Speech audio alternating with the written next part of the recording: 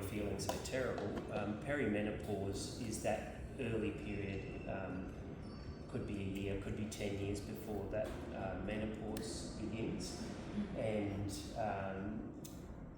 what happens in perimenopause is that progesterone levels start to fall. That's the first hormone to fall over. So when we're talking about your hormones, we're talking estrogen, progesterone and testosterone. So your estrogen is a very stimulating hormone, has lots and lots of functions. Progesterone also has lots of functions, but it's a very calming hormone. So throughout your normal menstrual cycle, your hormones keep a relatively strict relationship to each other to maintain a balance.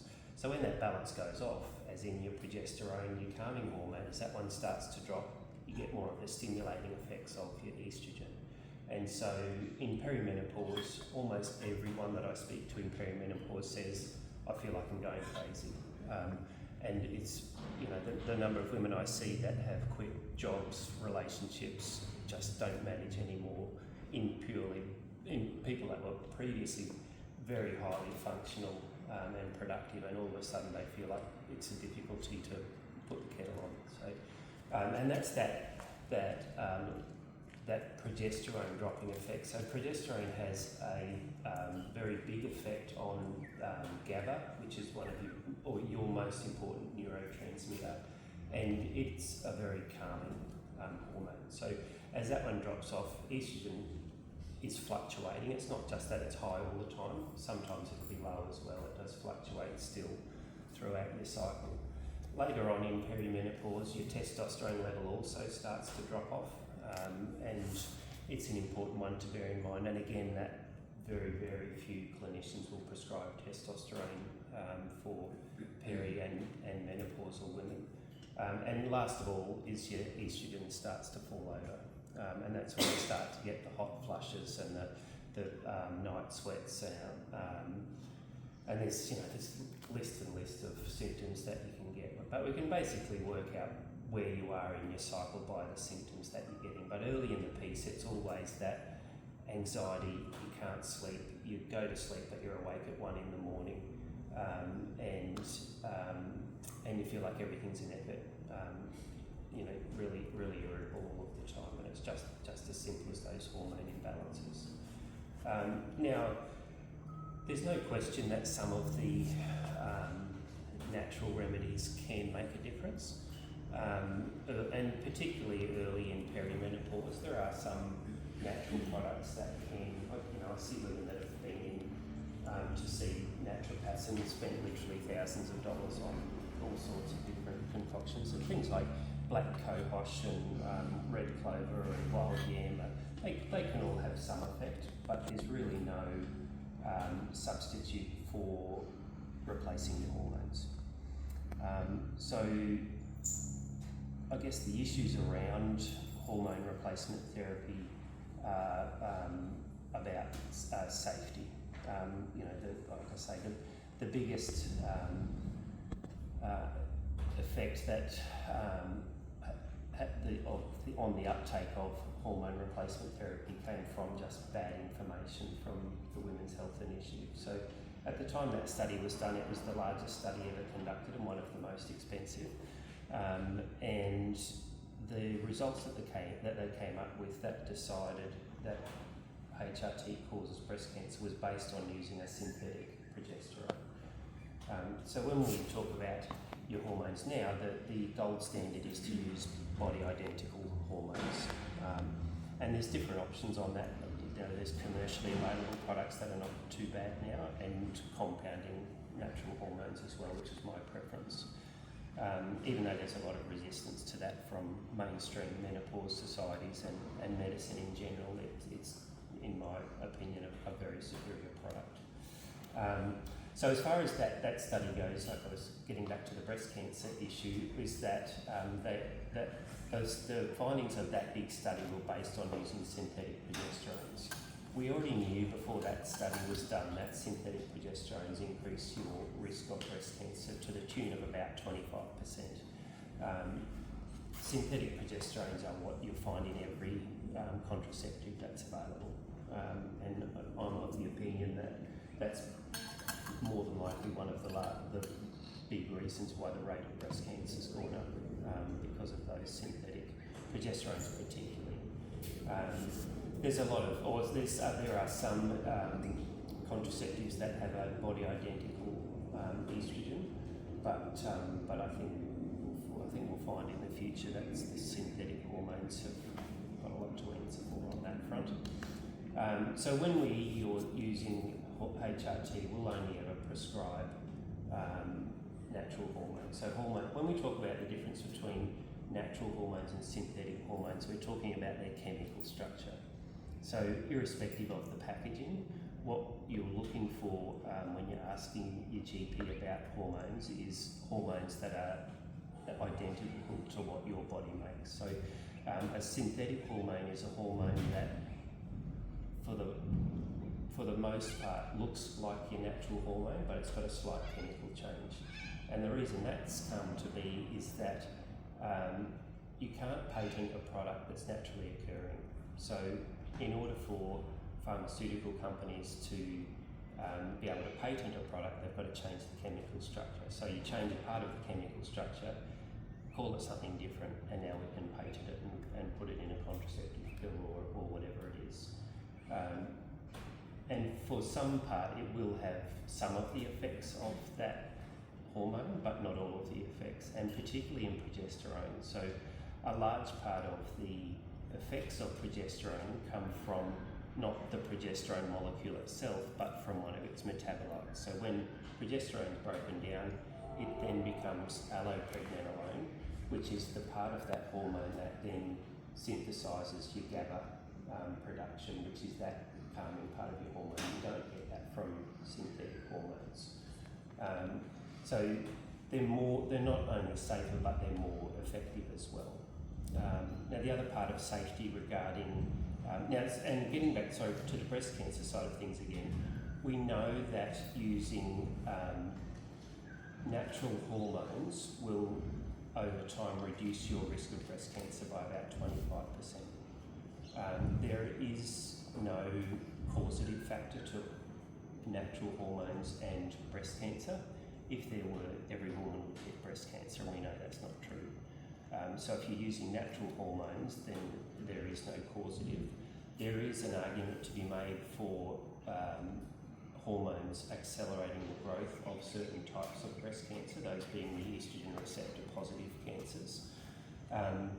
And that is true, but that's also not altogether a bad thing. There was a study done a few years, two years ago, that showed that women that were on HRT that got a breast cancer diagnosis had a 44% lower death rate compared to women not on HRT. And the thinking is likely that because it can accelerate the growth of those cancers, they're found before they spread to other areas of your body. So there is a protective layer to that as well. The other element of safety that you'll hear around HRT is that HRT causes blood clots and stroke. That only applies to estrogen, and it only applies to estrogen when it's taken as a tablet. Now, the cause of that is what's referred to as the first pass effect. So when you swallow any medications, food, it's absorbed very quickly into your bloodstream, and the first stop from there is your liver. So when estrogen is absorbed from the stomach, goes to the liver, it raises several of your clotting factors, and that does increase your risk of blood clots. And for that reason, estrogen should only ever be given either as a cream or as a troche, which is a dissolving capsule that just dissolves in the mouth. So that completely negates the effect of the concern around blood clots in HRT. And even women with clotting disorders are perfectly safe to use HRT in that way. There's really no good argument. The only argument with regards to safety in HRT is women with a breast cancer that need to stop their HRT and get their treatment. As you know, whether you were or weren't on HRT, you should be getting your treatments. And even after breast cancer, there's been good studies that show that women that get breast cancer have their 5 years of hormone blocking treatments and then go on HRT, have a significantly lower recurrence of breast cancer than women that don't go on HRT after that. So there's before the hormone blockers were available, estrogen was the treatment for breast cancer in the 60s and 70s, and it worked reasonably well.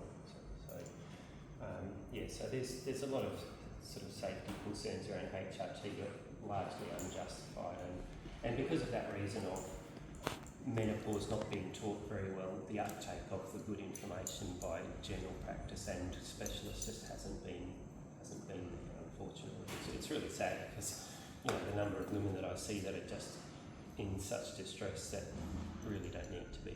So the other side of things that I always like to talk about is the health benefits of your HRT. So it's always symptoms that get women in to see me to talk about menopause because they feel like they're going nuts, and there's lots of things that are happening, but there's lots of good reasons to be on good quality HRT, and they're things like your risk of dementia is reduced by a third, your risk of breast cancer, bowel cancer, heart disease and diabetes is reduced by at least 20%. There's really lots of reasons for being on HRT, and it should not be considered a symptom management tool. It should really be considered a preventive medicine rather than anything else because of all those benefits. There's lots of physiological reasons why in menopause that you're feeling the way that you do. The other big thing that we talk about in HRT is the use of testosterone, which, like I say, is largely underdone. Testosterone's, you say testosterone and people think libido, and it is important for that, but there's also lots of other things that it's important for, muscle mass being a big one. So muscle mass, which in turn helps with your weight distribution. So when you go into perimenopause, your estrogen levels increase and progesterone's, or estrogen's all over the place, progesterone decreases. We refer to that as estrogen dominance. So it's not about the level of your estrogen, it's about its relationship to progesterone, it's about that ratio. So in estrogen dominance, you'll put weight on around the middle where you never have before, and you'll start to lose muscle mass, and that's where the testosterone comes in. It's really important, and it's really important in maintaining your bone density. Of all the drugs we've got for bone density, estrogen is by far the best, but maintaining your muscle mass through keeping your testosterone levels topped up is one of the best things you can do. And I guess moving from there to things that you can do to make menopause not easier, but I guess to manage the long-term effects of your hormones running out. Now, when you look at menopause, strictly speaking, 100 years ago, you would go through menopause and die within a few years because that was your life expectancy. Whereas now, your life expectancy in Australia is 84, so you're living 30, 40, 50 years beyond menopause. So the best thing you can do for your health is to keep your hormones topped up. Where I was going with that. There's as far as all those preventive things, there's lots of good reasons. So the most important thing that you can do in menopause is moving weight, lifting weight. Kat didn't pay me to say that. But it's really, really important and really, really understated how important that exercising and resistance training is. And it doesn't need to be a lot. It's just even a couple of times a week moving some weight just can't be overstated enough. That how important it is to keep as fit as you can. And it's all about keeping all those your other hormones and your neurotransmitters going, keeping your muscle mass up, keeping your bone density. We bang on about bone density, which I guess when you're young is not a big deal, but once you reach the age of 70, 25% of women that get a hip fracture will die within a year. So it's a really important consideration as you get older in maintaining your bone density, and that's why it's one of those silent issues. It's like your blood pressure. You don't know it's a problem until it's a problem unless you're checking it. So it's one of those things that's really worth maintaining while you've got. It's easy to maintain bone density rather than lose it and then try and rebuild your density. So even all the drugs that we've got for bone density, they improve your density, but they make your bones more brittle as well. So it's if you do get a hip fracture, they tend to heal more slowly, and they, you know, your bones are supposed to be a little bit flexible, but the most of the drugs that we use, the bisphosphonates, and there's a couple of others, do grow density, but they make them brittle, so more likely to fracture. So it's a bit of a lose-lose, really. So yeah, and then there's other things, just sensible, you know, because insulin resistance is more prevalent in perimenopause and menopause as well. So diet again can't be overstated. The importance of healthy diet and magnesium supplementation, omega-3s, creatine, even just, you know, in a not big doses, but it is one of those things again that helps to maintain muscle mass, and which helps loads of other functions as well. So yeah, there's lots of considerations. Obviously my focus is always the HRT, because that's why people need to see me. But you know, there's lots of other things that you should be doing as well that can help the menopause journey. Yeah. You know, a lot of people will go to the GP and get on HRT, and when you get to the age of, you know, late 50s, 60s, they say, oh, you don't need that anymore. Your menopause is finished, and that's very traditional thinking, because a lot of women that stop their HRT, you know, you'll have some symptoms as your hormone levels bottom out again, but for some women the symptoms of menopause never really go away. I see women in their 70s that stopped their HRT a couple of years ago, and they come back and, oh, I never slept as good as when I was on my HRT. So there's really no good reason to ever stop your HRT, because there's so, apart from that breast cancer potential, there's really no good reason to ever stop the HRT, just because of all those health benefits that you do get with it. So it certainly is a good idea if you're needing help with perimenopause and menopause, is to see someone that knows what they're talking about. Obviously there are some good GPs out there that do it well, and almost always now, occasionally you'll see some GPs using the older style synthetic hormones, but for the most part there are some good commercially available products available now. So in all of those, the estrogen will either come as a cream or a patch, and there is a progesterone as a capsule that is a pretty good option as well. So as long as they are natural hormones and not synthetic versions, then that's where the safety margin comes in on that front. So it's a pretty, like I say, I saw a lady last week, and I was the 15th person that she'd been to see with her HRT. Because the issue again around HRT is that most GPs or health professionals will be happy to prescribe estrogen but not progesterone in women. If you've had a hysterectomy, 99% of clinicians that you will see will say you don't need progesterone. And it's a real shame, because it kind of assumes that progesterone only has one function. So the reason that they have that opinion is that through your normal cycling of your menstrual period, your estrogen is the hormone that causes endometrial growth, so preparing your uterus for pregnancy, and then the peak of progesterone after that is what helps to shed the lining of the uterus after that. So if you're only getting estrogen, you're causing lots of endometrial growth, but if you're not giving progesterone to shed it as well, then you can cause that endometrial overgrowth, which increases your risk of uterine cancer. So if you've got a uterus, you have to have both.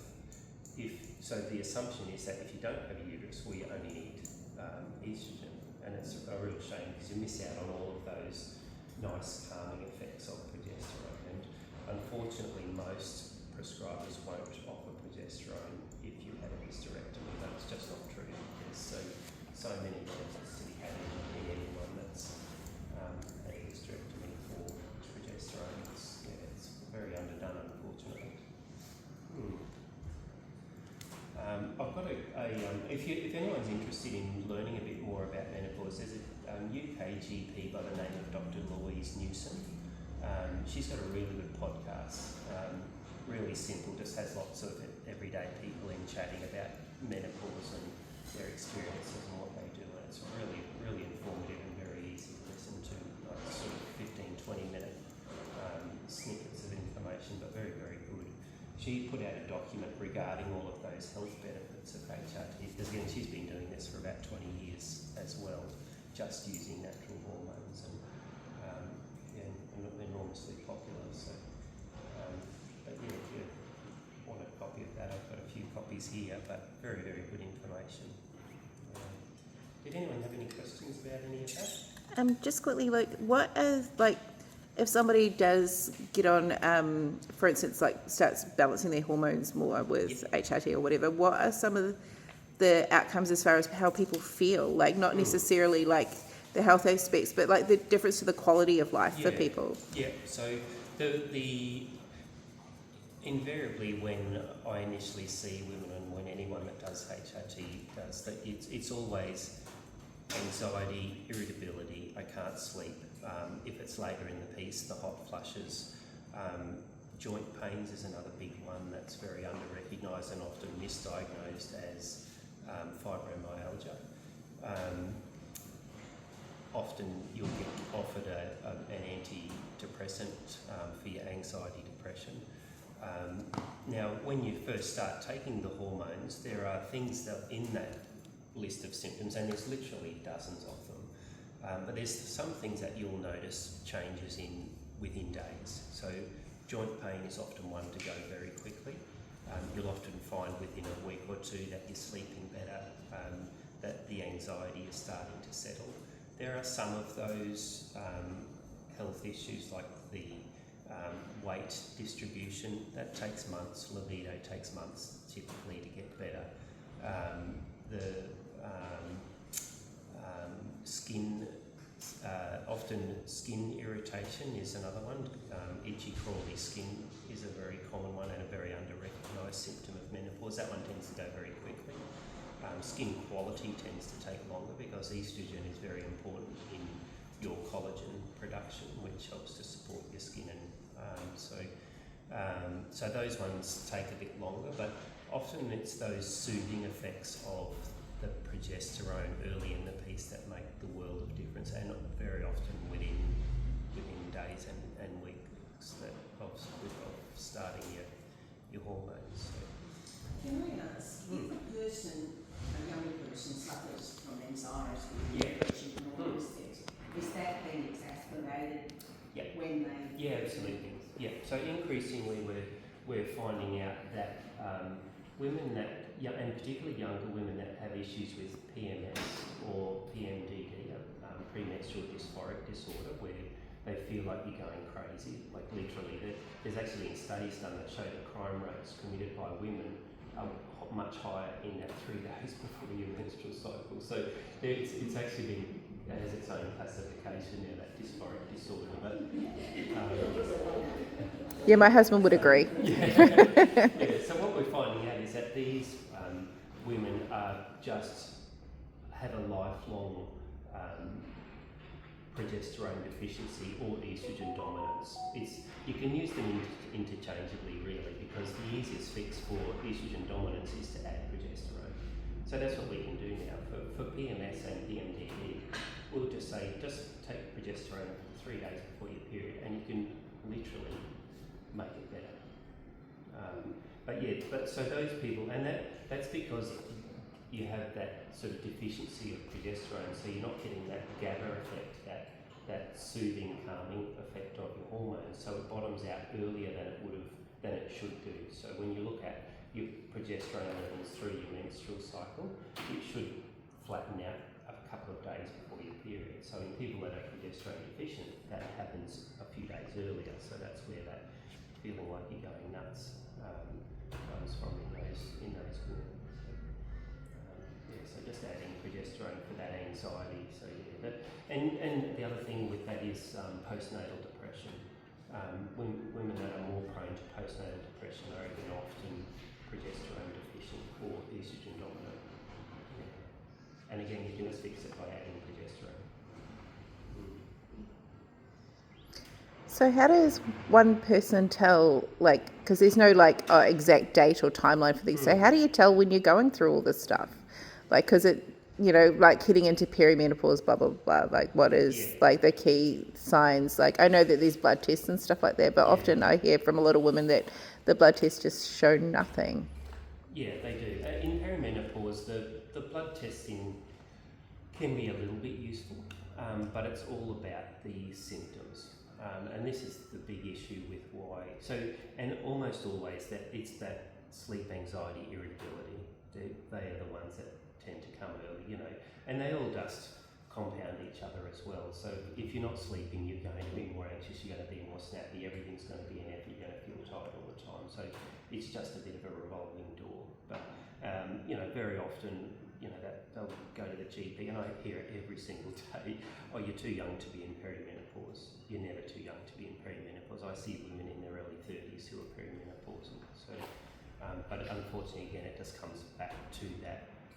There's just not enough education done around menopause. So it's all about, I guess the thing to do is to do a sort of symptom checker of your perimenopause, and if you're going through and you're ticking all the boxes, then they say if it looks like a dog and sounds like a dog, it's probably a dog. So it's the same thing with your menopause. If you're ticking all the boxes on the symptom card, then there's a very good chance that that's the case. There are things that need to be, particularly in younger women, that you need to make sure that are not confounding for that. Things like your thyroid function and adrenal function are always worth a check in that cohort. But for most women, if you're in anywhere from 40 on and you're ticking all the boxes on the symptoms, there's a very good chance that it is perimenopause causing you mischief.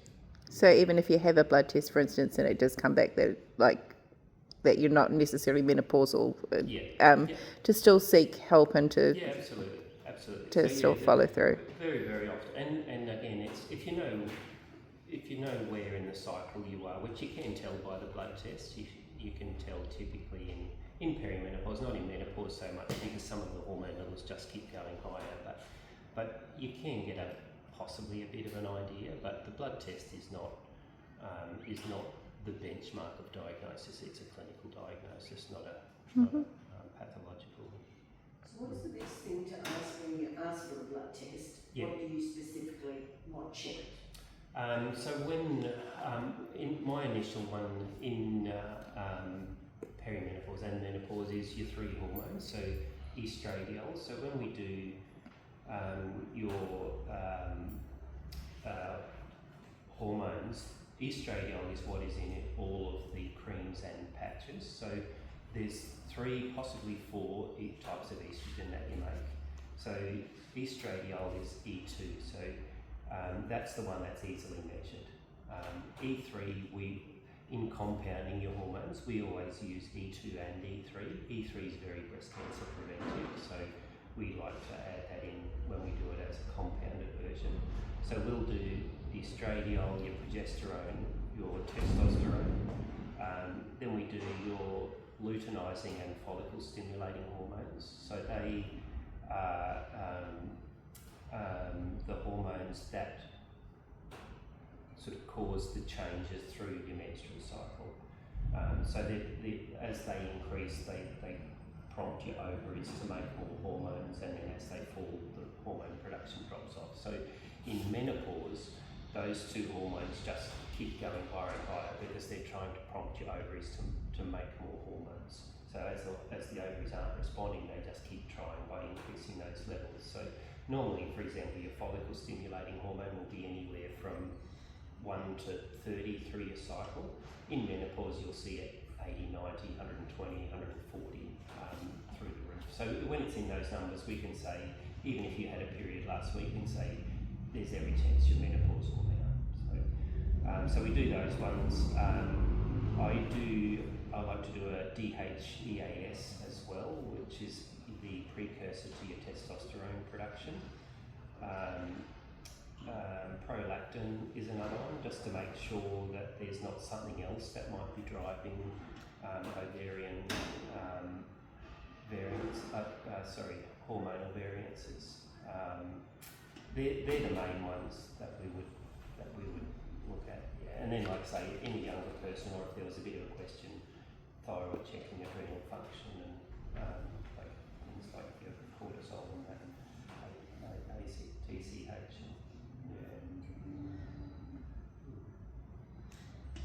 And then when I do hormone therapies, we monitor those levels, because there's kind of broad ranges that we like to get your hormones sitting into. So we're not. The problem with doing it blindly is that you could have your levels really high, and it's just not necessary. And it varies enormously between women. You know, some women will need a milligram of estrogen, some women will need 10 milligrams. It varies enormously. So we try and keep everything, as with anything, just keep it to the lowest amount possible that's functional, that works, that gives you the benefits and keeps you feeling well in those levels. So, and the other important consideration with ongoing blood tests is making sure your testosterone isn't sky high, because we don't want to go giving you growing a beard or anything. Children don't like that. So potential health outcomes, like have you noticed with women that are balancing their hormones, how much as far as health outcomes go, like what are we seeing? Yeah. So, I mean, I've really only been doing it for about 18 months now, so I guess long term, I'm sort of relying on the research that I read, but certainly it's very typical in menopause that your blood pressure will go up, your cholesterol will go up, and your cholesterol will go up, and it's, you know, even after this amount of time, it's very usual to see that those are coming down again.